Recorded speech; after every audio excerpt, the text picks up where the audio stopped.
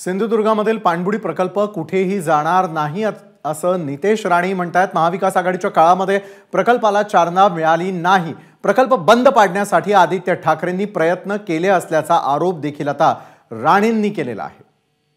गुजरात सारखंच केरळमध्ये पण अशा पद्धतीचा पाणबुडीचा प्रकल्प येतोय, म्हणून कोणीही आपला प्रकल्प पळवला नाही। या प्रकल्पाला तेव्हाचे पर्यटन मंत्री आदित्य ठाकरेंनी कुठलीही चालना दिली नाही।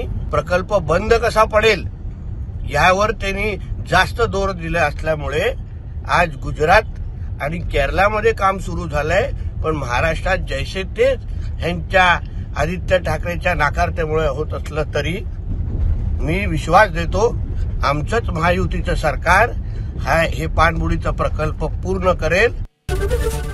एबीपी माझा, उघडा डोळे बघा नीट।